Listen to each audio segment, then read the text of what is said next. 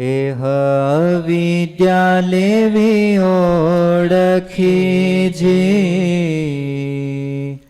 વણ સમજે ન થવાય સુખી જે જાણ્યા વિના જન થાય છે દુખી જે શાંતિ ન વડે સમજ્યા પખી જે સમજ્યા વિના શાંતિ સહી રહે અંતરે અતિ ઉદ્વેગ પૃચ્છવાના દિયે પાધરું ભીતરમાં માયાનો ભેગ દિયે ઉપદેશ દિવસ રજની તું દેહ દેહ છો તું દેહ તેહ વિના રૂપ તારું નથી બીજું કહું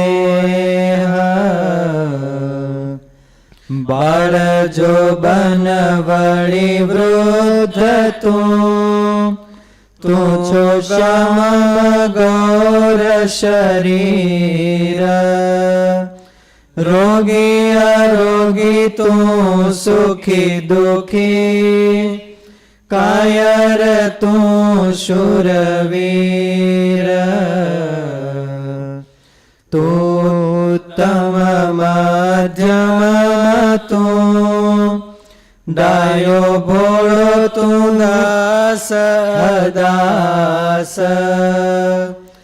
એમ મનાવ્યું અંતરે કરી હૈયા માઈ વાસ અવિદ્યાએ દ્રઢાવ્યું ઉર્માઈ અનેક પ્રકાર તેમજ માની તનમાં સહુ વર્તે છે સંસાર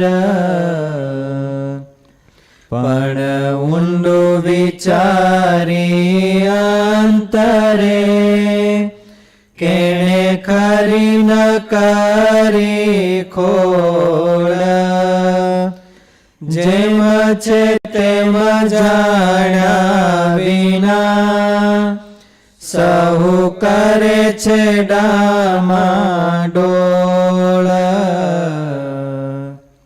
સાચી વાત નથી સૂઝતી નથી કરતા તેનો તપાસ નિષ્કુળાનંદ નિર્બળ થઈ પડ્યા માને પાશ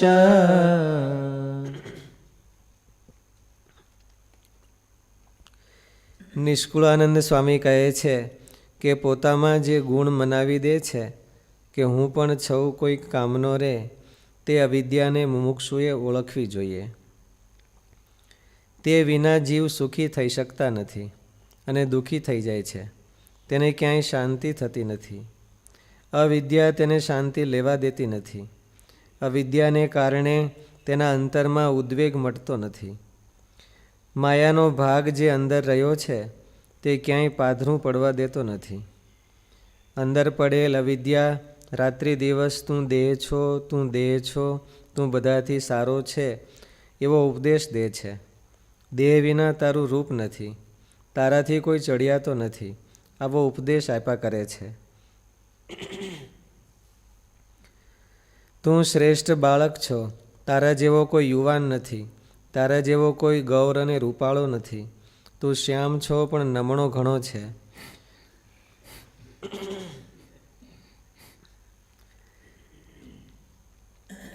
તું બધાથી સારો છે એવો ઉપદેશ દે છે. દેહ વિના તારું રૂપ નથી, તારાથી કોઈ ચડિયાતો નથી આવો ઉપદેશ આપ્યા કરે છે. તું શ્રેષ્ઠ બાળક છો, તારા જેવો કોઈ યુવાન નથી, તારા જેવો કોઈ ગૌર અને રૂપાળો નથી. તું શ્યામ છો પણ નમણો ઘણો છે. રિપીટેશન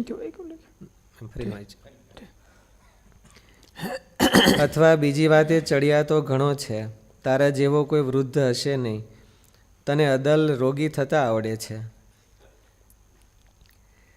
તારા જેવો કોઈ નિરોગી નહીં.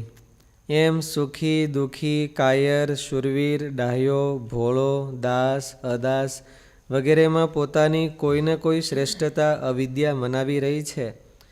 એવી અનેક વાતો અહંકાર મનાવી રહ્યો એ અવિદ્યા છે.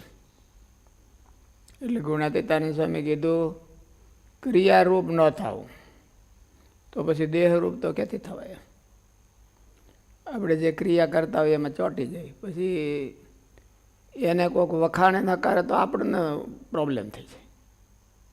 આપણે કંઈક કોઈક આ માનો મંદિર વાળતા હોય અને તને હરખું વાળતા ન આવડ્યું તો ક્રિયાને નકારે તો આપણે પ્રોબ્લેમ થઈ જાય. એવું શું કરવાનું થાય? ક્રિયારૂપ થઈ જાય છે. ક્રિયારૂપ થઈ જાય દરેક ક્રિયા. ગ્રહસ્થને એવું કીધું કે આ હગા હાય એમાં તદરૂપ ન થવું, અને સાધુઓને એવું કીધું ક્રિયારૂપ ન થઈ જવું, દેહરૂપ ન થવું. બધાનું મૂળ દેહ છે, એની બધાની જતન કરવાની, કેર રાખવાની, એને જે જોતું હોય એ આપવાનું, પણ એ રૂપ ન થઈ જવું. સાધુઓને ક્રિયા હારી કરવી પણ ક્રિયા રૂપ ન થઈ જવું. ક્રિયા તો હારી કરવી, ક્રિયામાં લબડ ધબડ કરે તો એ દેહ ભાવ છે. ક્રિયા લબડ ધબડ હોય એટલે એનો અર્થ એવો છે દેહને કાંઈ કારહો નહીં આવવા દેવાનો. એટલે એવું તો ન કરવું, પણ એ રૂપે ન થવું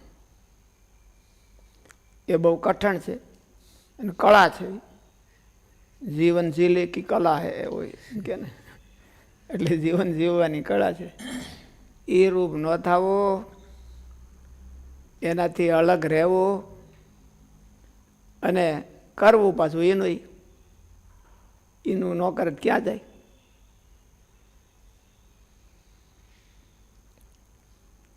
એમ સુખી દુઃખી કાયર શૂરવીર ડાયો ભોળો દાસ અદાસ વગેરેમાં પોતાની કોઈને કોઈ શ્રેષ્ઠતા અવિદ્યા મનાવી રહી છે. એવી અનેક વાતો મોક્ષ માર્ગથી ઊંધી તેમજ ભગવાન તથા સંતની માન્યતાથી વિરુદ્ધ અવિદ્યાએ મનાવી દીધું છે. અને સંસારના જીવો અવિદ્યાની વાત માની પણ જલ્દી લે છે. તેમાં ક્યારેય ભગવાનની વાત ન માને, સાધુની વાત ન માને, અવિદ્યાની વાત માની લે. અનાદિકાળથી એનું જ માનતો આવ્યો છે ને, એટલે એ બરાબર હરખું સેટિંગ થઈ જાય ને એમાં હુવાણ થાય, આમાં એને હુવાણ ન થાય. એવી અનેક વાતો મોક્ષ માર્ગથી ઊંધી તેમજ ભગવાન તથા સંતની માન્યતાથી વિરુદ્ધ અવિદ્યાએ મનાવી દીધું છે. અને સંસારના જીવો અવિદ્યાની વાત માની પણ જલ્દી લે છે. તેમાં ક્યારેય સંશય થતો નથી. ભગવાન કે સાચા સંત તેના આપણને કોઈ એમ કે આ ક્રિયા બહુ સારી કરી, અવિદ્યા એમ કે, અને સાધુ કે એટલું તો મોડી કરી તો શું થાય? તો કોનો ગુણ આવે? અવિદ્યાનો ગુણ, સાધુનો ગુણ ન આવે. કારણ કે આપણે દેહરૂપ થઈ ગયા હોય, એટલે દેહરૂપ થઈને બધું કરતા હોય.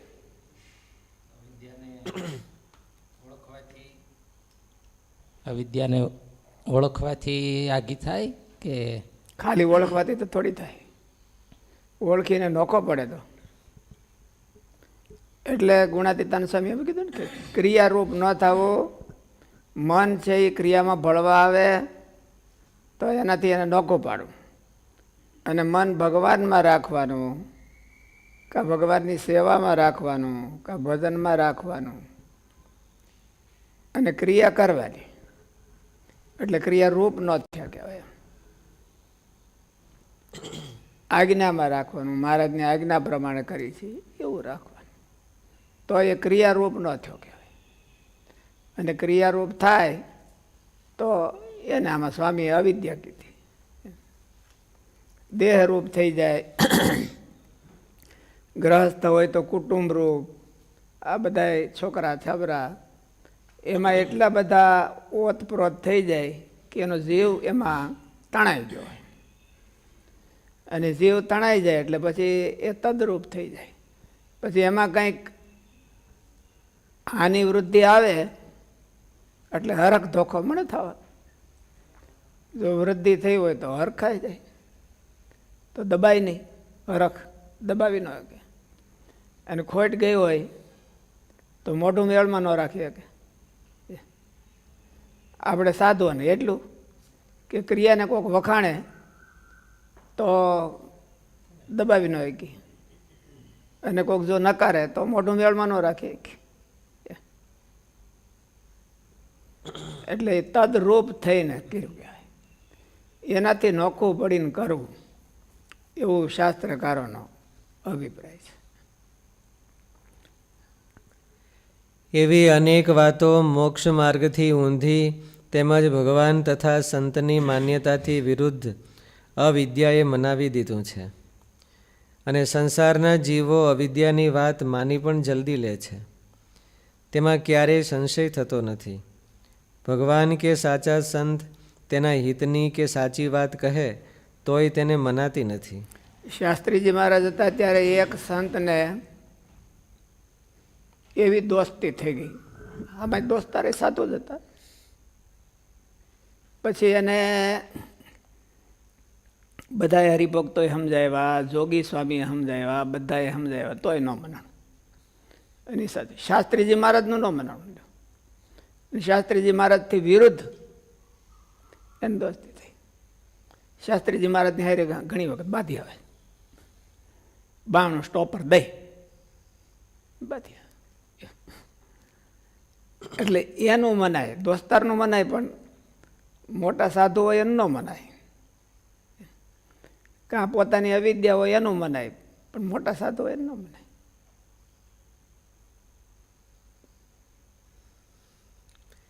એવી અનેક વાતો મોક્ષ માર્ગથી ઊંધી તેમજ ભગવાનની તથા સંતની માન્યતાથી વિરુદ્ધ અવિદ્યાએ મનાવી દીધું છે. અને સંસારના જીવો અવિદ્યાની વાત માની પણ જલ્દી લે છે. તેમાં ક્યારેય સંશય થતો નથી.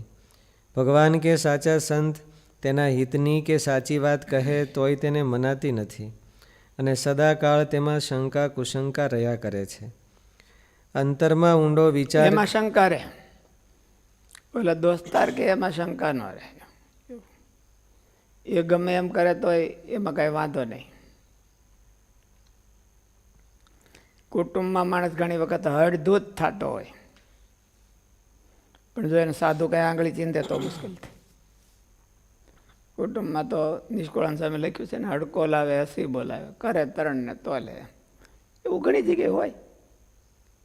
પણ એવા માણસો હોય એને પાછું અહીંયા મંદિરમાં કે સાધુ આશ્રમમાં આવે તો એને બહુ થઈ ગઈ, બધું માન અહીંથી ઓલી પણ મળતું ન હોય એટલે એનો હાટો અહીં વાળી લઈએ, એવું બધું કરી. એટલે એની પાસે વધારે આગ્રહ રહે.